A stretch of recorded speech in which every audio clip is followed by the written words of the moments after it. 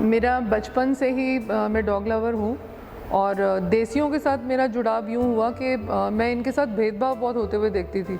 जब भी सड़क पे स्कूल से आना तो देखती थी कि पेट डॉग्स और स्ट्रे डॉग्स की एक कैटेगरी बनी हुई थी।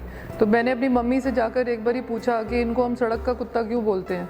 तो फिर मेरी मम्मी ने एक ऐसी चीज़ बोली जो मेरे दिल को बहुत छू गई। उन्होंने बोला कि बेटा, ब्रिटिशर्स के राज से पहले ये हमारे कम्युनिटी डॉग्स होते थे और लोग इनको भोग लगाकर फिर खाना खाते थे। लेकिन जैसे ही ब्रिटिश राज आया उसके बाद लोगों ने फॉरेन ब्रीड्स को अपनाया और ये सड़क के कुत्ते कहलाने लगे। तो मैं बचपन से इस जज्बे को लेके चलती थी कि मुझे कुछ भी करके इनको पेट डॉग का स्टेटस दिलवाना है और इनके लिए कुछ करना है। तो बचपन में छोटी सी थी जब से पॉकेट मनी जमा करना, इनको खाना डालना, 8-10 कुत्ते हमारे घर पे बैठे रहते थे। शादी के बाद ऑफ कोर्स थोड़ी प्रॉब्लम्स आई, लेकिन शुरू से ही मेरा एक ड्रीम था कि मैं इनको घर ज़रूर दिलवाऊँ, कोई भी डॉग इनमें से बेघर ना रहे। बचपन से लेकर फिर शादी तक, जैसे पहले तो हमारे घर में छत पर सब डॉग्स बैठे रहते थे, लेकिन शादी के बाद घर वालों ने थोड़ा सा ऑब्जेक्शन करी और मैं उनके जज्बे को समझती भी थी, क्योंकि हर कोई डॉग्स के साथ प्यार नहीं कर सकता। घायल कुत्ते घर लेके आना, फिर वही घर पे ला नहीं सकते थे हम, बाहर रखो तो अगले दिन वो मिलते नहीं थे, तो उनकी पट्टी करने के लिए कहाँ पे मतलब जगह ढूंढी जाए। फिर मैंने NGOs के साथ में जुड़ी, PFA के साथ जुड़ी, पॉश फाउंडेशन, BOV, बहुत सारे NGOs का जुड़ के काम किया। लेकिन तब भी मन में शुरू से ही था जिस दिन मैं सक्षम होंगी मैं इनके लिए एक शेल्टर ज़रूर बनाऊंगी। तो इसी तरीके से कैस्पर्स होम की शुरुआत हुई, क्योंकि जब सड़क पे मैं सोच भी नहीं सकती थी कि मेरे अपने पेट की दर्दनाक मौत होगी। तो तब से मतलब मेरे हस्बैंड को भी महसूस हुआ कि हाँ, कि सड़कें बहुत ख़तरनाक हो चुकी हुई हैं इन डॉग्स के लिए, चाहे वो देसी हो चाहे विदेशी, सड़क इनका घर नहीं है। तो हम लोग यही कोशिश में रहते हैं कि ये बच्चे किसी तरीके से अडॉप्ट हो जाएं। तो फिर जब मैंने शेल्टर बनाया तो उस वक़्त तो अब मैं सक्षम हो चुकी थी, लेकिन इतनी नहीं थी कि बहुत बड़ी जगह ले सकूं।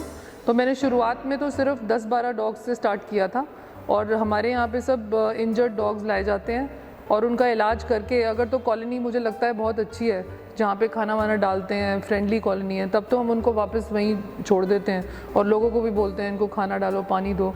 लेकिन अभी भी कुछ लोग इतने जागरूक नहीं हैं, उसके लिए मैंने जागरूकता के भी बहुत सारे प्रोग्राम्स किए हैं और मैं चाहती यही हूँ कि हर कॉलोनी हमारे साथ जुड़े, क्योंकि एक अकेला कितना काम कर सकता है। अब जैसे मैंने आपको पहले बताया, मैंने शुरुआत में मेरे पास सिर्फ 10-12 डॉग्स थे, लेकिन अब इस समय संख्या 41 की हो चुकी है।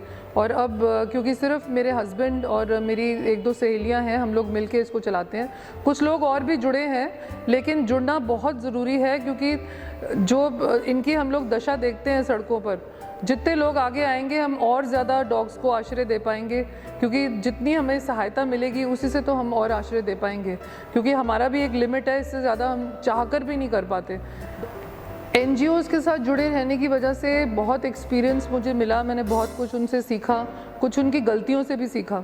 तो इसलिए मेरे को मैनेजमेंट में बहुत मतलब ज़्यादा वैसे दुविधा नहीं आई। हालांकि हाँ, क्योंकि अब फंड्स की कमी होने की वजह से, जगह कम होने की वजह से भले मैं इतना नहीं कर पाती जितना मैं चाहती हूँ, लेकिन वो डॉग्स मैं बहुत अच्छी तरीके से इसलिए मैनेज कर पा रही हूँ क्योंकि मेरे NGOs का एक्सपीरियंस मेरे बहुत काम आया। जब मैंने ये घर ख़रीदा तो मैं सारे बच्चों को, जैसे हम लोग ऑर्गेनाइज़ करते हैं, अब कई बार NGOs में क्या होता है, वो खाना जैसे एक टब ले आते हैं, उसमें खाना डाल देते हैं, उसी में 7-8 कुत्ते खाना खा रहे हैं, किसी के हिस्से आता है किसी के नहीं।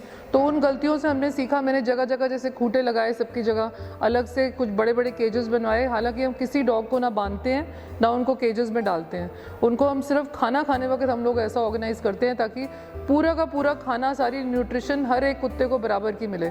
जैसे छोटे बच्चों के लिए हमने एक अलग कमरा बनाया हुआ है, उनके लिए हम डब्बे वाला दूध, उसका प्रबंध होता है, और बाकी डॉग्स को नॉर्मल खाना डाला जाता है और सबकी क्वांटिटी अलग अलग की जाती है। और पूरा हमने एक टाइम टेबल रखा हुआ है खाने का, जैसे एक टाइम दलिया डलता है, फिर एक बार सूखी पेडिग्री वगैरह, और फिर शाम को हमारे यहाँ जैसे खिचड़ी बनती है, ताकि एक एक चीज़ हम लोग उनकी ऐसे खिलाते हैं। मौसम की सब्जियाँ, फल, अंडे, ये सब देते हैं।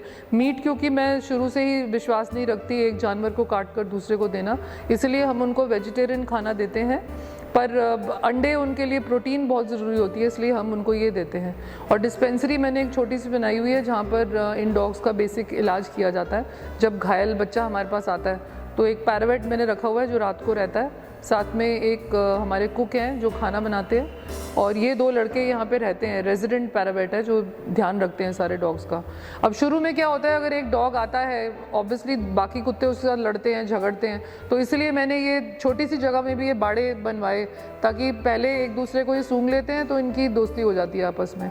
शुरू में तो थोड़ी दिक्कतें आती हैं, जैसे कोई नया डॉग आता है तो उसको हमें पहले अलग रखना पड़ता है, अलग कमरे में या डिस्पेंसरी में कहीं में रखना पड़ता है, लेकिन धीरे धीरे हम लोग अपनी कोशिशों से उनकी दोस्ती करा देते हैं। और अब आप देख ही रहे हैं कि किस तरीके से सारे ये 41 कुत्ते मिलजुल के रहते हैं।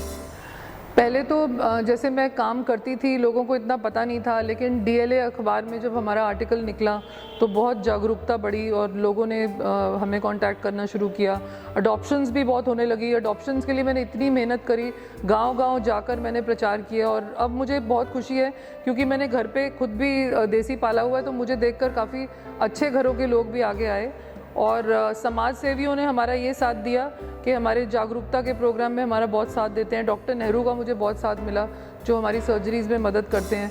लेकिन गवर्नमेंट का साथ अब मेरे लिए बहुत ज़रूरी है क्योंकि अब ये जगह बहुत छोटी है, हम लोग बहुत सेवा कर सकते हैं, लेकिन जब तक हमारा जो शहर के लोग हैं, समाज सेवी हैं, नगर निगम है, जितने भी गवर्नमेंट की अथॉरिटीज़ हैं, जब वो आगे बढ़ें, और कितने लैंड यहाँ पर खाली पड़े हुए हैं जिसको हम बहुत अच्छी तरीके से उसको एक यूज़ कर सकते हैं, इनको आश्रय देने के लिए, शेल्टर के लिए, तो उसके लिए मैं बस उनके अपील करूँगी कि हमारे साथ जुड़ें, हमारी सहायता दें। अगर वो हमारे को ये सहायता देंगे तो हम बहुत सारे जानवरों के लिए बहुत कुछ कर सकते हैं। मैं बहुत सालों से NGOs के लिए अवेयरनेस प्रोग्राम्स करती रही क्योंकि मेरे राइटिंग के स्किल्स और कम्युनिकेशन स्किल्स बहुत अच्छे थे, तो काफ़ी NGOs ने मुझे आर्टिकल्स वगैरह लिखने के लिए मौका दिया, अखबारों में मेरे आर्टिकल छपे। फिर हम लोग स्कूल्स में, कॉलेजेस में, गांव-गांव में जाकर प्रचार करते थे कि किस तरीके से हम इन डॉग्स को अपना सकते हैं और क्या क्या कर सकते हैं इन जानवरों की सेवा के लिए।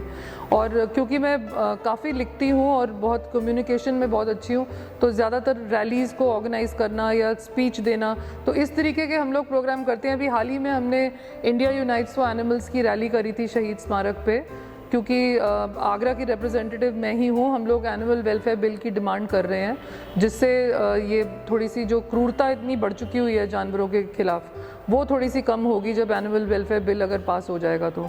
और इसी के लिए मैंने बहुत मेहनत से अब एक किताब भी लिखी है जो दिसंबर तक शायद अमेज़ॉन पे आ जाएगी।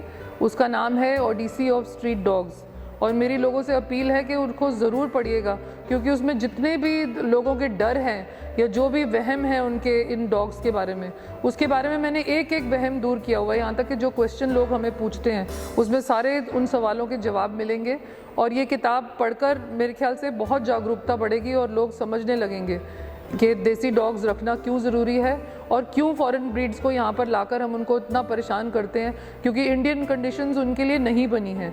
तो ये सब चीज़ों में जागरूकता लाने के लिए उन सारे आर्टिकल्स को कंबाइन करके मैंने बड़ी मेहनत से ये किताब लिखी है।